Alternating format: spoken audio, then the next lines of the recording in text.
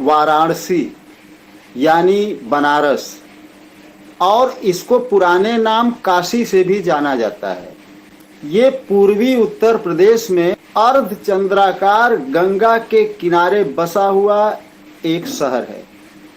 ये न सिर्फ दुनिया के प्राचीनतम शहरों में से है, बल्कि भारतीय संस्कृति की इसे राजधानी भी कहा जाता है। साहित्यकारों, कलाकारों और साधु संतों का तो ये गढ़ ही रहा है। राजनीति से लेकर विज्ञान, खेल और मनोरंजन की दुनिया में वाराणसी के टैलेंटेड लोगों का हमेशा बोलबाला रहा है। भारतीय डाक विभाग ने जिन बड़ी हस्तियों के सम्मान में उनको अपने डाक टिकटों में जगह दी है, उनमें भी वाराणसी के लोगों की अच्छी खासी भागीदारी रही है। आइए हम जानते हैं इस वीडियो में वाराणसी की महान विभूतियों के बारे में, जिन्हें डाक टिकटों में जगह मिली।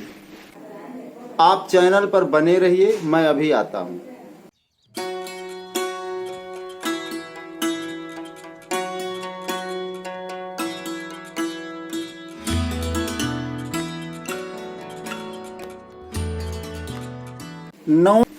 इनमें सबसे पहला नाम आता है संत कबीर का।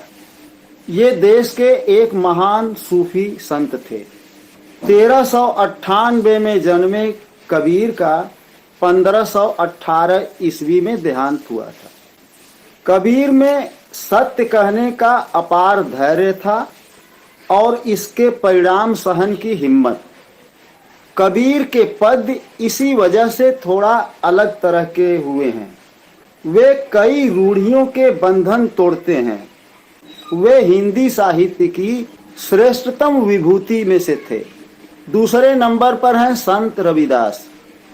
संत रविदास का नाम देश के महान संतों में गिना जाता है। ये 15वीं सदी के एक महान समाज सुधारक, दार्शनिक और कवि थे। ऊंच नीच भेदभाव, जाति पाति, धर्म भेदभाव के खिलाफ आवाज बुलंद करते हुए पूरे समाज को एकता के सूत्र में बांधने का इन्होंने काम किया। तीसरे नंबर पर आते हैं मुंशी प्रेमचंद। अंतर्राष्ट्रीय ख्याति प्राप्त उपन्यासकार और लेखक मुंशी प्रेमचंद को उपन्यास सम्राट और कथा सम्राट की एक ही साथ दो उपाधियां इनके नाम दर्ज हैं। हिंदी साहित्य और उर्दू अदब दोनों में इनका बराबर का योगदान रहा है। मुंशी प्रेमचंद का जन्म 31 जुलाई सन 1818 ईस्वी में हुआ था और देहांत 1936 ईस्वी में। कर्मभूमि, गोदान और निर्मला इनकी श्रेष्ठतम रचनाओं में से हैं। चौथा नंबर आता है भारतेंदु हरिश्चंद्र का। आधुनिक हिंदी साहित्य के जनक भारतेंदु हरिश्चंद्र का जन्म 9 सितंबर सन 1850 ईस्वी में हुआ था और देहांत 6 जनवरी सन 1885 को। हिंदी को राष्ट्रभाषा के रूप में प्रतिष्ठित करने की दिशा में उन्होंने अपनी प्रतिभा का उपयोग किया।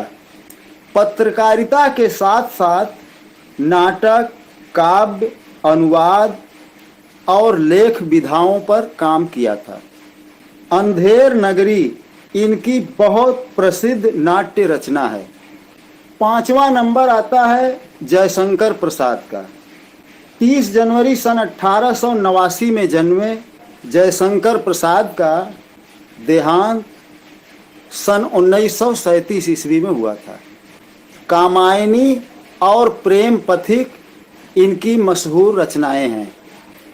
कविता, कहानी, उपन्यास और नाटक आदि विधाओं पर इन्होंने कलम चलाई। 6वां नंबर शिव प्रसाद गुप्त। इनका जन्म 18 जून 1883 ईस्वी में हुआ था और देहांत 24 अप्रैल सन 1944 ईस्वी में। प्रसाद गुप्त हिंदी दैनिक आज के संस्थापक थे। देश की स्वतंत्रता के लिए संघर्ष करने वाले क्रांतिकारियों को इनका समर्थन प्राप्त था। अपनी राष्ट्रवादी गतिविधियों के लिए कई बार जेल की सजा भी काटी थी। ये काशी विद्यापीठ यूनिवर्सिटी के भी संस्थापक थे। 7वां नंबर बाबूराव विष्णु पराड़कर का है। हिंदी पत्रकारिता के भीष्म पितामह कहे जाने वाले बाबूराव विष्णु पराड़कर हिंदी, बंगवासी, हितवादी, भारत मित्र के अलावा इन्होंने काफी समय तक दैनिक आज का भी संपादन किया था। क्रांतिकारी दल गतिविधियों में शामिल होने के कारण इन्हें जेल और नजरबंद भी किया गया था। 8वां नंबर आता है उस्ताद बिस्मिल्लाह खां का। इनका जन्म 21 मार्च सन 1916 ईस्वी में हुआ था और इनका इंतकाल सन 2006 ईस्वी में। ये देश के प्रख्यात शहनाई वादक थे। इन्हें देश विदेशों में कई पुरस्कारों से सम्मानित किया गया था, मगर इन्हें सन 2001 ईस्वी में भारत का सर्वोच्चतम पुरस्कार भारत रत्न से भी सम्मानित किया गया था। 9वें नंबर पर आते हैं लाल बहादुर शास्त्री। भारत के दूसरे प्रधानमंत्री लाल बहादुर शास्त्री हुए हैं। 2 साल तक इनका कार्यकाल था, 1964 से लेकर 1966 तक। 2 अक्टूबर सन 1904 को वाराणसी में जन्मे लाल बहादुर शास्त्री की 1966 में ताशकंद में अचानक मृत्यु हुई थी। जब देश के ईमानदार राजनेताओं की बात आती है तो सबसे पहला नाम लाल बहादुर शास्त्री का लिया जाता है। प्रधानमंत्री बनने से पहले ये केंद्रीय रेल मंत्री हुआ करते थे। इनके मंत्री काल में एक रेल दुर्घटना हुई थी। इस दुर्घटना की नैतिक जिम्मेदारी लेते हुए इन्होंने रेल मंत्री पद से इस्तीफा दे दिया था। 10वां number doctor Sampurnanand.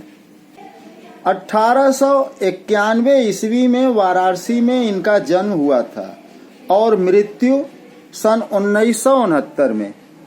Doctor Sampurnanand एक प्रसिद्ध शिक्षा शास्त्री, कुशल राजनीतिज्ञ एवं मर्मज्ञ साहित्यकार थे। ये उत्तर प्रदेश के दूसरे मुख्यमंत्री हुए थे। इन्होंने संपूर्णानंद संस्कृत विश्वविद्यालय की स्थापना भी की थी और वृद्धा पेंशन की सबसे पहले शुरुआत इन्होंने ही की थी। 11वां नंबर राजनारायण। राजनारायण एक अत्यंत लोकप्रिय नेता थे।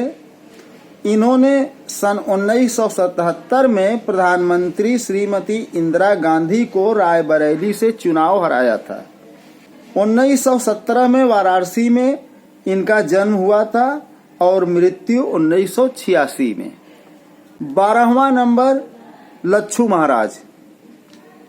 लच्छू महाराज का पूरा नाम लक्ष्मी नारायण सिंह था। 16 अक्टूबर सन 1944 में वाराणसी में इनका जन्म हुआ था। ये महान तबला वादक थे जिनको न सिर्फ भारत में बल्कि विदेशों में भी शोहरत हासिल थी। साथ साथ क्लासिकल डांस के ये कोरियोग्राफर भी थे। इन्होंने कई फिल्मों के लिए नृत्य निर्देशन दिया था। महल, मुगल-ए-आजम और पाकीज़ा इनमें खास फिल्में हैं। इन्हें राष्ट्रीय पुरस्कार से भी सम्मानित किया गया था, मगर पद्मश्री लेने से ये कहकर इनकार कर दिया था कि मेरे लिए दर्शकों की तालियां ही सम्मान है। 2016 में इनका निधन हुआ। 13वां नंबर नरगिस दत्त का। प्रसिद्ध अभिनेत्री और अपने ज़माने की सुपरस्टार नरगिस दत्त का भी जन्म वाराणसी में ही हुआ था।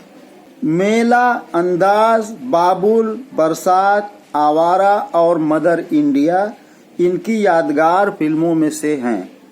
इन्होंने अपने पूरे कैरियर में सिर्फ 55 फिल्मों में काम किया था, मगर जो शोहरत इनको हासिल थी इसकी दूसरी मिसाल नहीं मिलती। इन्होंने अभिनेता सुनील दत्त से शादी की थी। प्रिया दत्त और अभिनेता संजय दत्त इनकी संतान हैं। इनकी मृत्यु सन 1981 में कैंसर के कारण हुई थी। दोस्तों, विशेषरगंज स्थित वाराणसी के मुख्य डाकघर के एक हॉल में डाक टिकट संग्रह बनाया गया है, जिसका वीडियो आप देख रहे हैं। मगर बड़े ही दुख की बात है कि जिन 13 हस्तियों का नाम मैंने गिनाया है, इनमें से किसी एक का भी डाक टिकट इस संग्रहालय में उपलब्ध नहीं है, सिवाय उस्ताद बिस्मिल्लाह खां को छोड़कर।